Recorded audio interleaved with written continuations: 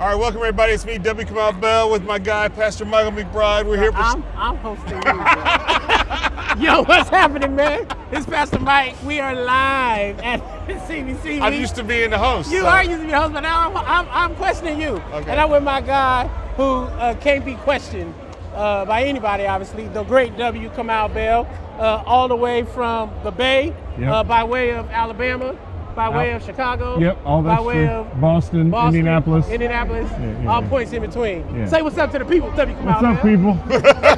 Happy to be here in DC with my ABC.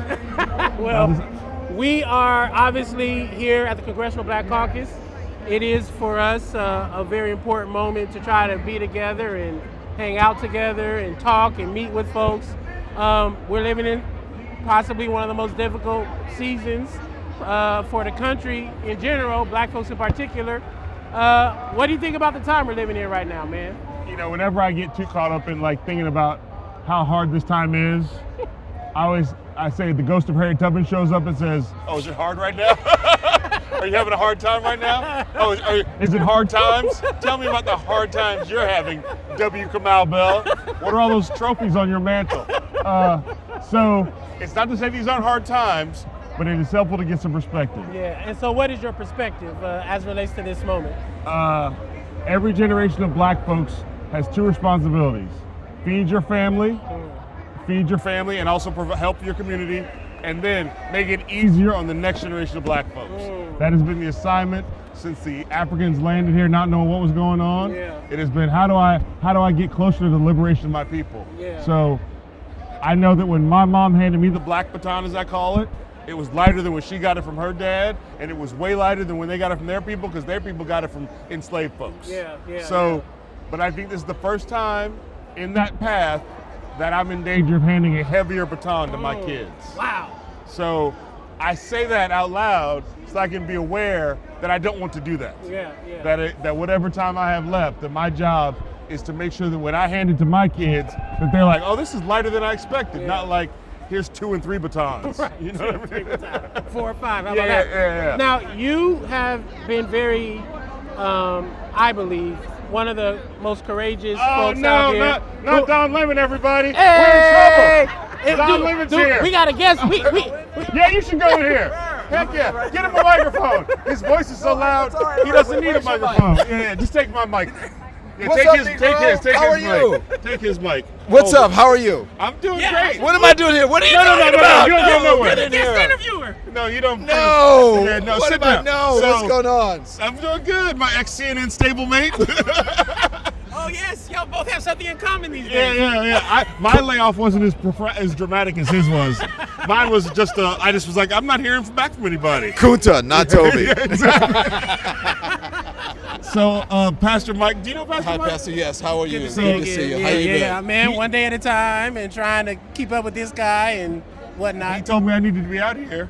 And so he told me about a week ago, and so I'm here because I try to do what he tells me. Say a word about courage in this moment. Both of you have used your voices in ways that have required a level of courage that others are clearly First of all, opting look how out Don of. is in TV anchor. Look at him standing. He's got the mic. He's just right back in it. All right, go. Courage. Sometimes courage is the only thing that we have, and it can be very important. I think people believe that's the only thing we have right now, but we have courage. We have agency, we have power, and I think that was shown just recently I think in a very small way. I think it can be more profound ways that it can be shown. If you look at what happened with Jimmy Kimmel, people fought back. You realize the conglomerates and the corporate, their money is your money. You're giving them money, and if you go to a restaurant and you don't like what they're serving, don't frequent that restaurant. And so I think Kind of people like Cheesecake Factory.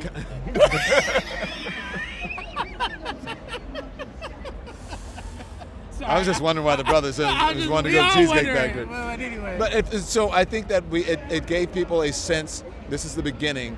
It gave people a sense of how they could fight back, and it gave them an understanding, even in a small way, I believe, of the power that they really have. And I thought ABC and Disney saw that and they said, "Oh, we need to correct this, or we may go the way of Target." Courage. And so, what would you say? I would say, and the way I'm putting it, Because you performed at the Kennedy Center The day after Trump took over. Yes, the day he became he made himself I don't know. He made up a Führer of the Kennedy Center. No. Was this after all that you felt it was important? Because some people said, I'm not going to do it. Well, I was on a flight to D.C. as he took it over. I was on a flight to do my show, so my show was like 24 hours away. And so the question was, the Kennedy Center was like, if you don't want to do it, you don't have to. And then Trump came out and said, I had to take it over because it got too woke. And I was like, well, it's about to be woke one more night. So and you let him have it? I went in there. Man. I went in there to purposely do the thing that Lenny Bruce, George Carlin, Richard Pryor, Wanda Sykes, Margaret Cho, all the greats before me, Dick Gregory. Yeah. That, like, when you, as a stand-up comedian, when you have the pulpit and you have the microphone and the government is against you, your job is to mock them relentlessly. Yeah, so that's what I agree with you 150%. And so, what do you think of what Amy Sherrill did? You know, Amy Sherrill, the portrait, Michelle Obama's portrait. I think every artist has to make the choice that makes sense for them, and I don't think the choice you make, you have to know why. You have to find out why they made that choice. Some people, the choice is to show up and make a loud noise. That's what I did. Some people, the choice is to say, I'm not giving you my present. My presence is a present, and I'm not giving it to you. So I support Amy Sherrill. Yeah, I support Amy Sherrill, and I think what she did was really important. It was different than what you did, because they wanted to change Amy Sherrill's work, or at least limit it or in some way, or try to tell her how it should be presented. Yeah. They didn't do that with you. No. So she said no, and you said, oh, okay, I'm coming. No, because again, as a stand-up comedian, she's not painting those things in real time. Right. I'm actually doing it in real time. Right. So I could call him everything but a child of God and say thank you, good night, and enjoy. And also, for a lot of those people who came, it was 1,500 people. It was their last time going to the Kennedy Center for a long time. Yeah. So it's a way for the community to mourn the end of this place. You kind of like closed it down in the era of Trump. You think they're going to have you back? I mean, no. I mean, first of all, it would cost a lot of money. I would charge them a lot more than I did last time, and I would give that money away to every Black, trans, autism organization I could think of, just to make it clear which side. Autism. Black, trans, autism. That's some intersectional philanthropy. But also, I appreciate this guy, because this guy could have just gone and taken a check with some other news organization. He could have gone. He could have some sort of DIY show where he's flipping houses. He can do anything he wanted to, but he has chosen to be a voice for the people. Or I could have sat on my ass. You could have, yes. No, that's the difference between me and Don. I don't have sit on my ass money. Hey! I got get up off your ass and get to work money. So but again, that's a big deal. This is the last thing that I will say. I love you. You all right. Your wife is amazing. No, she is. And don't get arrested in Starbucks anymore. All right. Thank you. Don Lemon, everybody. Thanks for stopping through, bro. That's what's up. Love you guys. All right. State of the people, man. We got people popping in here. Kamau Bell, you're a magnet. Me and Don, we shared. We would go back a little bit now. Yeah. And it's funny to think where life takes you, that somehow me and Don Lemon will be forever connected. And when I got to CNN, I was like, I don't know about that Don Lemon. But now I know about that Don Lemon. Yeah, well, and it does give us an opportunity, like these moments, to find out things about yourself and people that you may not have known before. I mean, we talked a little bit about what happened with the Kennedy Center, but you go across the country, similar to what State of the People is doing, trying to kind of raise people's consciousness about the moment, about courage, about sacrifice. Talk a bit about your tour, only because I've been to a couple of them. Yeah, you opened a couple of them. I did a little something. But sitting through your tour with a room full of non-melanated folks. There's some melanated folks there, but yeah, there's a lot of, that CNN thing got me a lot of non-melanated folks. I was nervous. I was like, man, Kamau's in here speaking some truth, and they were clapping. It was like, and it does remind us that there are people out there who may really be rocking with us on this. Talk about your tour, talk about your stand-up, what you're trying to communicate, all that, particularly through comedy, and maybe even link in the Dick Gregory piece about that being one of your models. Yeah, so I mean, I think that the idea being that that I hadn't done stand-up in about 5 years, and when I came back, and part of this is, like I said, I don't have sit on the couch money. So I had to figure out, now that I'm not employed by any corporation, what can I do? And I really started to get the itch to do stand-up again, and started doing it in Berkeley, where we're in the Bay, and built out this hour that is in large part about addressing everything that's going on right now, and also talking about my family. But I don't believe my crowd shows up just to hear stories. They want to be challenged, especially the white folks, and they want to hear what they're doing wrong. and I want to give them some homework. Yeah. And the one thing I learned a lot from Dick Gregory, but to me Dick Gregory is the best example of like, are you a comedian who talks about activism, or are you an activist who also happens to be a comedian? Yeah. And so Dick Gregory started out as a comedian who talked about activism, and at some points in his life, he's like, no, I'm an activist whose night job is stand-up comedy.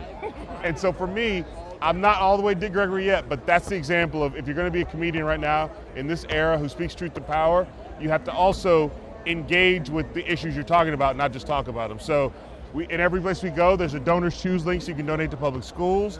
Every place we go, I try to find somebody from the community who's connected to that community to talk. In Seattle, I got Ijoma Olowo to talk about Palestinian rights and the Free Palestine movement. So I'm always trying to get people from the community who the community knows to challenge them and to give them homework assignments. Yeah. It's not just about making jokes about power. You got to actually have some homework assignments so people know what to do when they leave. And part of what you're guarding and promoting is free speech, right? Like you're maintaining that. Say just a quick word about the importance of free speech. So here's what we have to understand. Stand-up comedy was invented in America. What we think of as stand-up comedy. People have been monologuing since time started, but specifically a person standing on stage making fun of the country, that's an American invention. And it only exists because of free speech. Without free speech, you can't have stand-up comedy. There's not a lot of great stand-up comedians that come out of oppressive regimes. First of all, you can't even stand on stage because they don't have stages, you know what I mean? So we have to understand that that's why people got so fired about Jimmy Kimmel and comedians, because they know if they wipe out the comedians, that's a lot less free speech out there. And it's gonna be a lot easier to get the rest of us. Yeah. So without stand-up comedy, without the First Amendment, remember, it's the First Amendment. It's the first. Yeah, they said before we get to everything else, the first thing we want to do in this country is freedom of speech. Yeah. Now, freedom of speech does not mean freedom from consequences, so that's why I got security with me. But it does mean that I have the freedom to say what I want to say, and if you say what you want to say, Joe Rogan, I can say what I don't like about what you said. So it's about a back and forth discussion, but it does not mean freedom from consequences. A lot of people get that confused. I said what I wanted to say, how come you're yelling at me? Because I also have free speech. Yeah. Well, I know that you are one of our truth tellers of this time.